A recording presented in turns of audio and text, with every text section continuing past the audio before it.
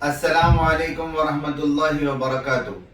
दोस्तों, आज की हमारी स्टोरी का टॉपिक है द एम्प्टी बोट और थीम ऑफ द स्टोरी है नोइंग योरसेल्फ। एक मॉन्क यानी राहिब बहुत ही चिड़चिड़ा और गुस्सैल था। लोग जानबूझकर उसको गुस्सा दिलाने के लिए उसे छेड़ा करते थे। एक रोज उस राहिब ने इरादा किया कि मैं अपनी इस बुरी आदत से किसी तरह छुटकारा पाऊंगा, और इसके लिए उसने तन्हाई में जाकर मेडिटेशन यानी मुराकबा करने का इरादा किया।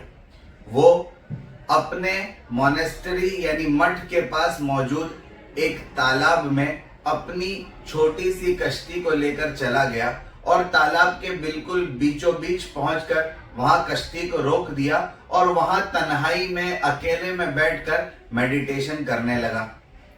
थोड़ी देर के बाद एक दूसरी कश्ती आकर मॉन्क की कश्ती के साथ टकराई। अब मॉन्क को बहुत जोर से गुस्सा आया कि मैं इतनी दूर तन्हाई की तलाश में आया और यहाँ भी लोग मुझे परेशान करने के लिए आए। उसने इस नियत के साथ आंखें खोली कि सामने जो भी कश्ती में मौजूद होगा उसको मैं बहुत डांटूंगा और अपना पूरा गुस्सा उसके ऊपर उतार दूंगा।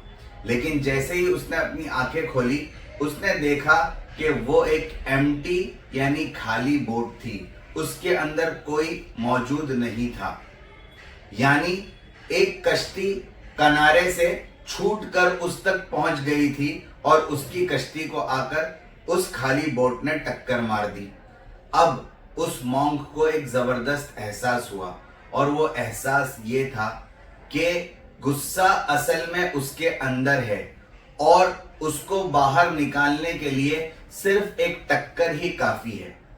अब उसने इरादा किया कि आज के बाद वो कभी भी किसी के ऊपर गुस्सा नहीं करेगा, क्योंकि अगर वो किसी के ऊपर गुस्सा करता है तो इसका मतलब ये है कि गुस्सा उसके अंदर से बाहर निकल रहा है और उसको बाहर निकालने के लिए किसी की एक टक्कर ही काफी है।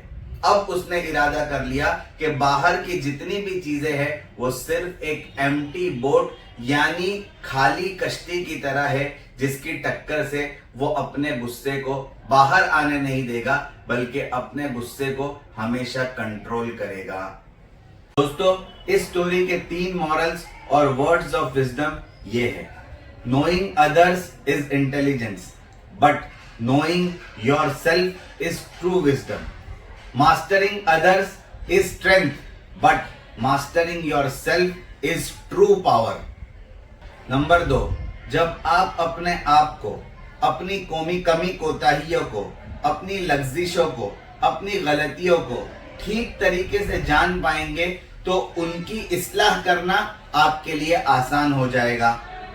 नंबर 3, जब दूसरों के रवैये और बर्ताव की वजह से आप उन पर गुस्सा करते हो तो आप दूसरों के हाथ में अपना कंट्रोल दे देते हो।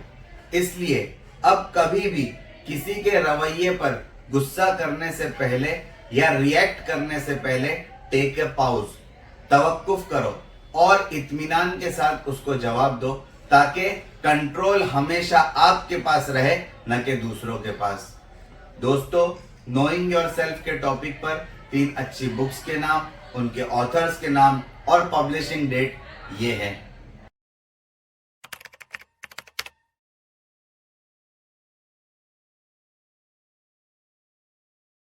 Thank you very much. जज़ाकल्लाहु अहसनल जज़ा।